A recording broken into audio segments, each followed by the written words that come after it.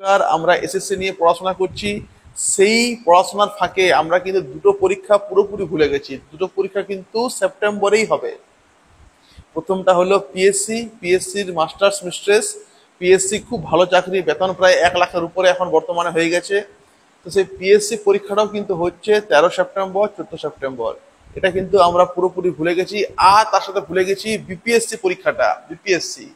তো বিপিএসসি পরীক্ষাটাও কিন্তু হচ্ছে আপনার এই জুলাই আর কি, ফর্ম ফিল আপ শুরু হবে। আর আপনার মনে হয় সেপ্টেম্বরেই বা অক্টোবরে হয়তো তার পরীক্ষা আর কি হতে পারে। তো এই দুটো এক্সাম কিন্তু পুরোপুরি আমরা ভুলে গেছি। এবং যারা নতুন আর কি এস্টেট দেবেন, বিহারের এস্টেট দেবেন, সেই বিহারের এস্টেট কিন্তু আহ, ওটাও খুব শীঘ্রই আর কি আসছে, বিহার এস্টেট। তো তৈরি হয়ে যান বিহারের এস্টেটের জন্য। ওটাও কিন্তু হয়তো এই ফর্ম ফিল আপ এই জুলাই নাগাদ আর কি হতে পারে।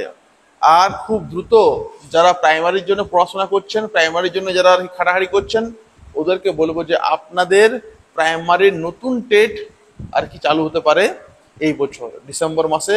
নতুন টেট হতে পারে, কারণ সামনে আপনার আসছে বিধানসভা ভোট, তার আগে নতুন টেটও নেওয়া হবে, তার সঙ্গে নেওয়া হতে পারে নিউ রিক্রুটমেন্ট হতে পারে আর কি, নিউ একটা রিক্রুটমেন্ট। এই যে যেটা চলছে আর কি, আর যে ডিএলএডটা এবং এনআইএস যেটা আর কি বাকি রয়েছে 2022-20 তো এদেরটা শেষ হলেই নতুন একটা রিক্রুটমেন্ট হতে পারে আপনাদের।